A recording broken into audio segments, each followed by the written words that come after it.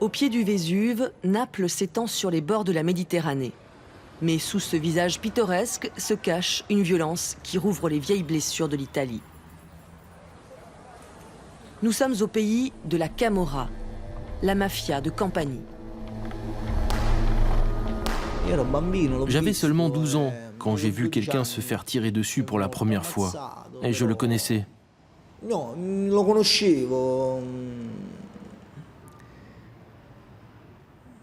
J'en ai eu la nausée, c'était comme dans un cauchemar, tout semblait se dérouler au ralenti. Les anciens clans ont été démantelés il y a quelques années. Mais l'hydre a vu de nouvelles têtes émerger. On les surnomme Baby Boss. Je sème la terreur. Je me promène toujours avec mes flingues. Et il n'y en a pas un qui ose soutenir mon regard. Ils baissent tous les yeux. Malgré les caméras de surveillance et la présence policière, les gangs de jeunes font régner la terreur. Ils partent en guerre parce qu'ils veulent prendre tout de suite le contrôle du territoire où ils sont actifs. Ils veulent un règne sans partage. Ils veulent se faire de l'argent rapidement et ils sont avides de pouvoir. La Via Toledo est la principale artère touristique de la ville, en plein cœur de Naples. C'est là que viennent se promener les Napolitains et les touristes, déversés en masse dans les rues de la ville par les bateaux de croisière. Aucun d'eux ne soupçonne qu'en Campanie, 5000 jeunes commettent des délits chaque année. Ce n'est pas un hasard si la police arpente ostensiblement la célèbre avenue. À quelques pas de là, dans le quartier espagnol, Naples présente un tout autre visage. Ce qui peut sembler charmant et typique aux visiteurs cache en réalité la pauvreté qui sert de socle au réseau de la Camorra. Carmine Monaco a grandi ici. La Via Toledo est un quartier riche, peuplé de magasins et de logements luxueux. Un appartement sur la Via Toledo coûte entre 1,5 et 2 millions d'euros. Mais quelques rues plus loin, dans le quartier espagnol, les prix chutent. Les gens n'ont pas un sou. Ce n'est qu'un jet de pierre, mais c'est un autre monde. Et c'est là que tout se joue. D'un côté, vous avez les riches, et nous n'avons rien. Carmine a 26 ans. Il est l'un des rares de son quartier à ne pas avoir d'antécédents judiciaires.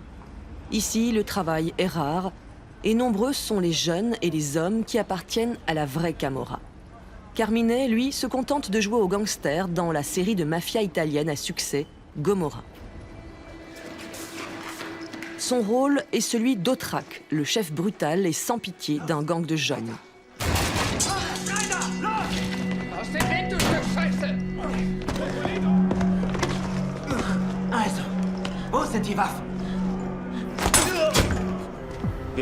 Naples est le décor de cette série où Carmine interprète ce qu'il connaît depuis son enfance.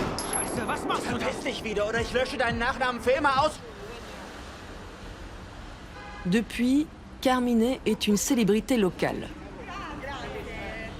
Mais il n'est pas devenu riche. Il ne possède pas d'appartement et vit encore chez ses parents. Ici, les habitants ont toujours été pauvres. Drogue, vols et raquettes font partie du quotidien du quartier, même si les délinquants sont toujours plus jeunes.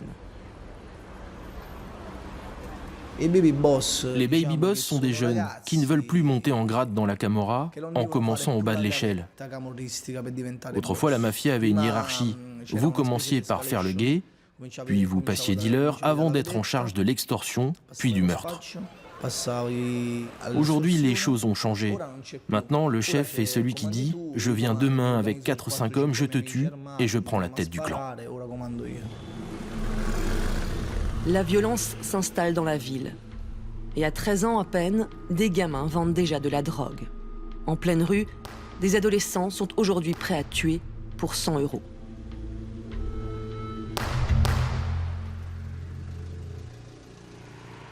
Ils sont nombreux à atterrir ici sur ordre du juge pour enfants. Cette institution fermée pour jeunes délinquants a été créé il y a 25 ans par des travailleurs sociaux. Son objectif est de permettre la resocialisation des jeunes. Afin de garantir leur protection, leurs visages ont été floutés. Je suis accusé de tentative de meurtre. J'ai pris un pistolet et j'ai tiré devant un bar. J'avais été impliqué dans une bagarre quelques jours auparavant. J'ai reçu des coups de poing, des coups de pied et des coups de matraque dans le dos. Je me suis senti humilié. Alors, pour me venger, on a décidé avec un copain d'y retourner et d'ouvrir le feu. Ce crime remonte à quelques jours seulement. Ici, ce jeune de 15 ans va reprendre l'école en classe de 6e. Les jeunes qui habitent à Naples ne vont pas à l'école le matin.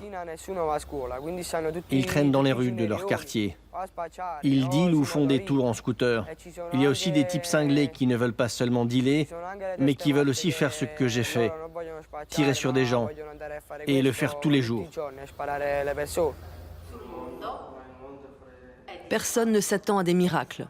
Même si ces jeunes criminels semblent soumis, ils se sont rendus coupables de crimes graves. Une réintégration dans la société exigerait en réalité une autre société.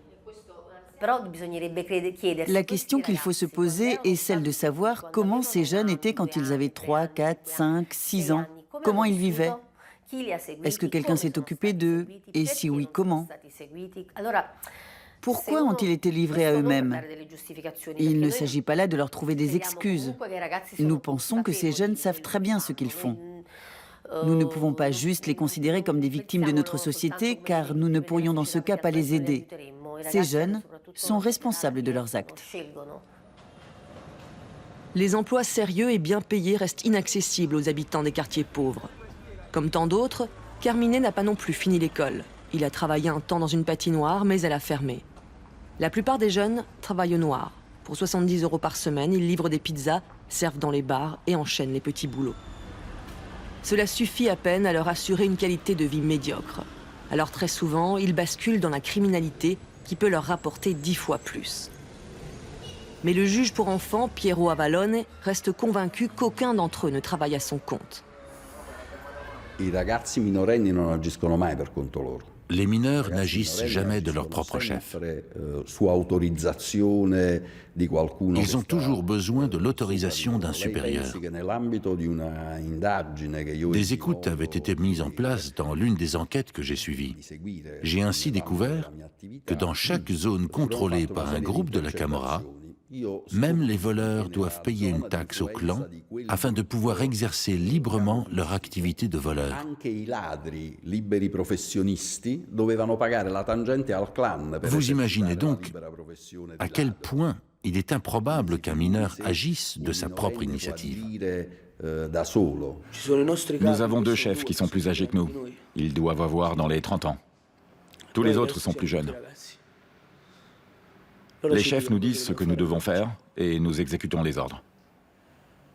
S'ils nous disent de nous rendre dans une ruelle et de tirer, nous le faisons. S'ils nous disent que nous devons aller racketter les gens, nous allons racketter les gens.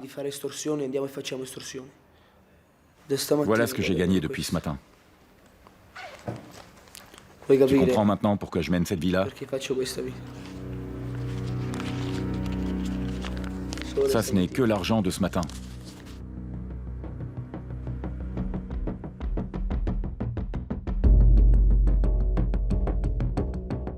Nous ne savons pas quel rôle exact joue ce jeune de 17 ans dans la rue. C'est juste un petit gangster qui travaille pour l'un des 110 clans de la Camorra, dont l'influence s'étend sur Naples, sur la Campanie et même jusqu'au nord de l'Italie.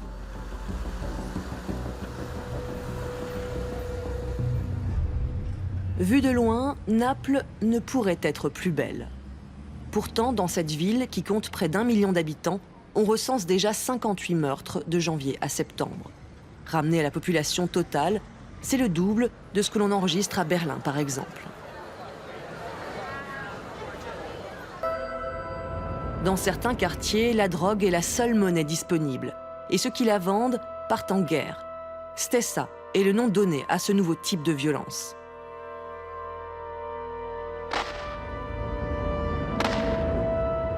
Cette tactique digne du Far West voit les jeunes gangsters terroriser les quartiers pour les conquérir. Une stessa sert à montrer au peuple que tu es là. Si quelqu'un pense qu'il est plus puissant que toi, il faut te rendre dans un autre quartier, dans un quartier rival, dirigé par d'autres bandes. Tu y vas en scooter et tu commences à tirer partout, au hasard. C'est comme ça que tu attires l'attention. Ils voient ton visage et ils savent alors à qui ils ont affaire. Ce nouveau type de violence est surtout présent dans les quartiers difficiles. Le chômage des jeunes y dépasse les 60%. Alors que grâce au trafic de drogue, la Camorra brasse, elle, 10 millions d'euros par mois. Autrefois, chaque quartier était sous l'influence d'un clan. Aujourd'hui, les jeunes se battent avec une violence inouïe pour le contrôle d'un pâté de maison, voire d'une entrée d'immeuble. Des militaires ont été placés à certains points névralgiques.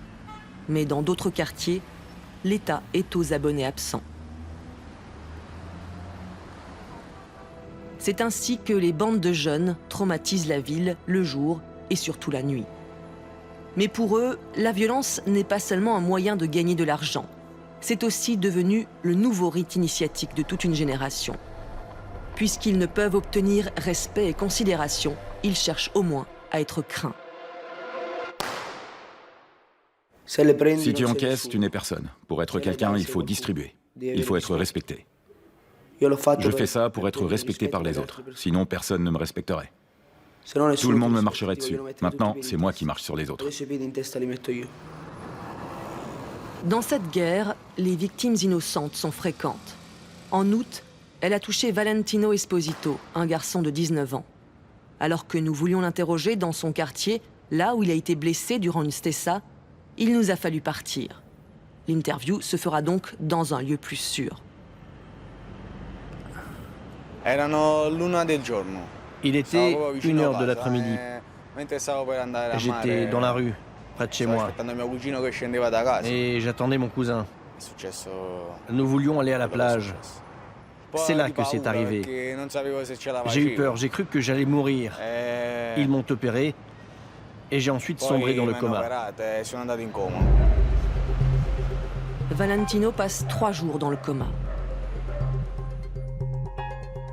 Son diaphragme, ses poumons et son foie sont tellement endommagés que sa survie tient du miracle. Il a encore des éclats de balles que les chirurgiens n'ont pas pu retirer. Valentino et les voisins de son quartier ne sont pas les seuls à avoir peur. Mais la majorité reste silencieuse et essaie de se tenir à l'écart de cette guerre dans l'espoir de sauver sa peau. Les jeunes criminels, eux, redoublent de témérité. Une témérité qui semble leur servir d'armure lorsqu'ils partent au front dans les rues de Naples. La mort est notre amie. Tôt ou tard, nous mourrons. Tout le monde meurt. Quand tu viens au monde ici, tu ne dois avoir peur de rien. Sinon, tu n'as rien à faire ici. Si tu as peur, tu es foutu. De retour dans le quartier espagnol, en dépit de son rôle de gangster dans la série Gomorrah qui lui a valu une certaine popularité, Carmine n'a pour le moment rien à faire. C'est sa mère, femme de ménage, qui est la principale source de revenus de sa famille. Son père n'a pas de formation et depuis que son cancer a été diagnostiqué, il reste à la maison. Luigi Monaco est l'oncle de Carmine. Ancien membre de la Camorra, il n'avait à l'époque aucun souci financier.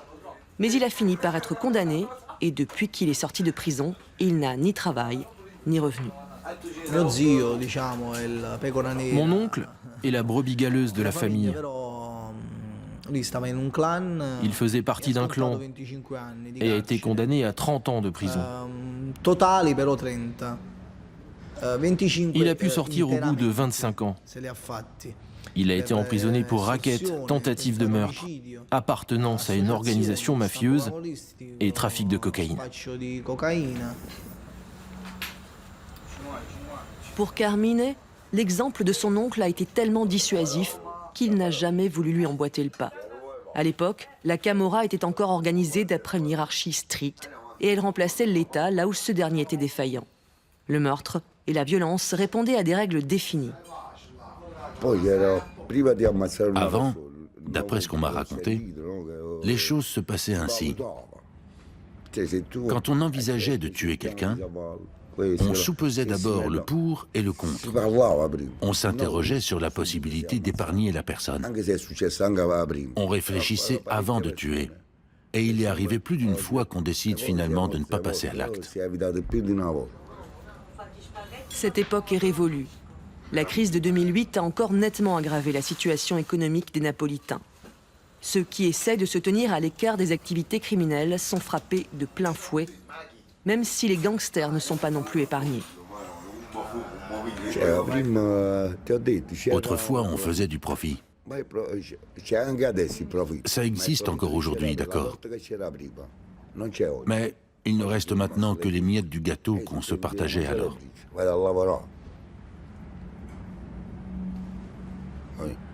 Et je préfère aller travailler plutôt que d'essayer de me nourrir de ces miettes. Et même s'il y avait encore du gâteau aujourd'hui, je n'en mangerai pas.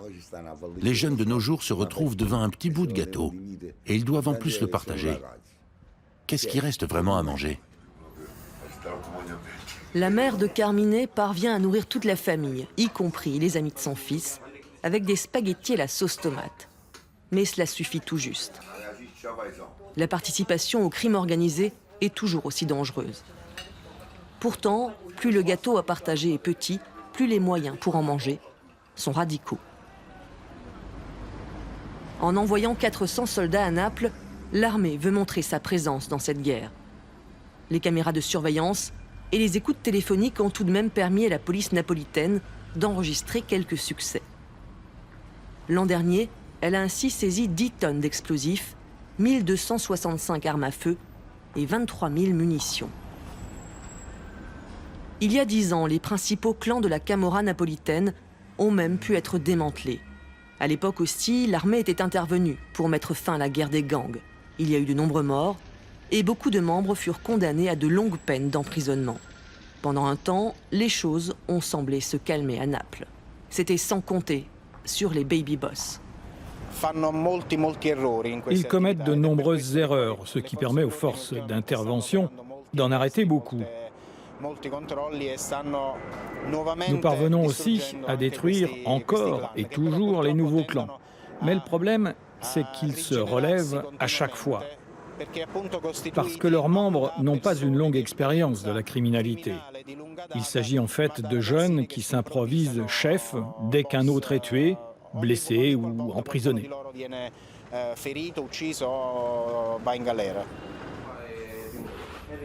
La préfecture de police nous envoie suivre un groupe d'intervention sous la direction du commissaire Giuseppe Sasso, afin de voir comment la police de Naples lutte contre la délinquance juvénile.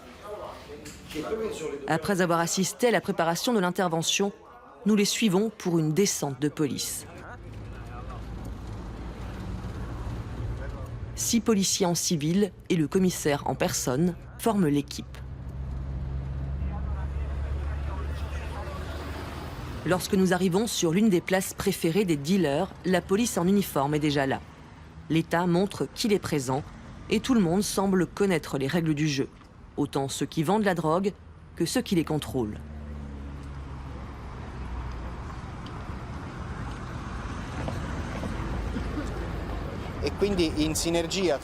En alternant entre ce commando d'intervention mobile et le commissariat, nous essayons en fait de mettre en place des actions pour entraver les activités des délinquants, notamment par le biais de fouilles, de contrôles dans la rue, mais aussi d'écoutes téléphoniques qui nous permettent de connaître leurs projets. Au final, cela nous permet d'intervenir plus tôt. Hors micro, les policiers nous expliquent toutefois qu'il manque d'effectifs et que leur équipement n'est pas toujours à la hauteur. Dans ces conditions, ils ne peuvent ni venir à bout de la guerre des rues, ni de ses soldats. Je fais ce que je veux, je vis comme je veux. L'argent, la mafia, c'est ma vie. Je n'ai pas peur de la police. Le policier a une arme à feu, mais moi aussi. Retour à l'institution pour jeunes délinquants, située à 50 km de Naples.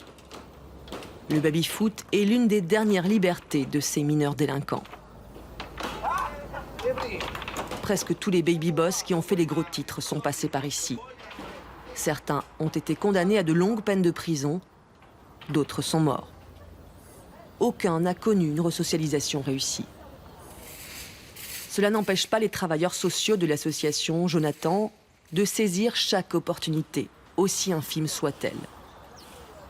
Ils essayent de présenter à ces enfants une alternative à leur milieu et à leurs habitudes. De nombreux jeunes ne connaissent pas les mois de l'année. Ils peuvent à peine lire et écrire. Il s'agit là d'exemples typiques d'adolescents qui ont été privés d'enfance. Enfants, ils ont connu la pitié et la charité. Devenus jeunes adultes, ils répandent la peur et la terreur. Mais il s'agit des mêmes personnes. Des adolescents sans enfance qui sont devenus brutaux et violents, condamnés à l'exclusion et à la damnation. L'institution encadre actuellement 3 jeunes. Outre le garçon de 15 ans qui attend son procès pour tentative de meurtre, ce jeune de 17 ans qui est accusé de vol à main armée. Lui aussi témoigne anonymement. J'ai fait quelque chose de terrible.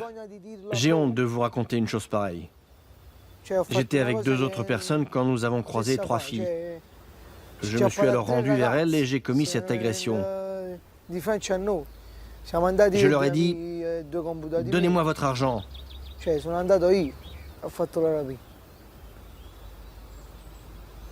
J'ai pris leur porte-monnaie et nous sommes partis.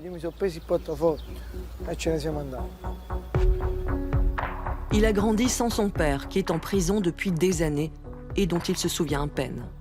À l'école, il finit par jeter l'éponge.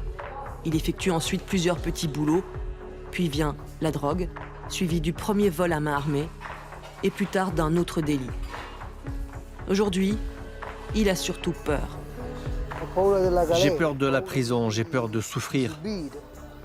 Je rêve de ne plus mener cette existence. Je rêve de me marier et d'avoir 2 enfants. Une fille et un garçon à qui je donnerai le nom de mes parents, Massimo et Claudia.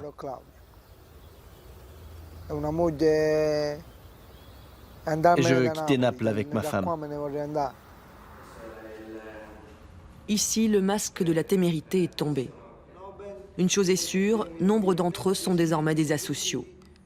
Outre leur quasi-incapacité à lire et à écrire, ces jeunes adultes sont incapables de se lever tôt, de laver leurs vêtements et de se préparer à manger. Même s'il n'existe pas de statistiques à ce sujet, le taux de récidive est énorme, selon les travailleurs sociaux. Le destin de ces jeunes semble déjà écrit.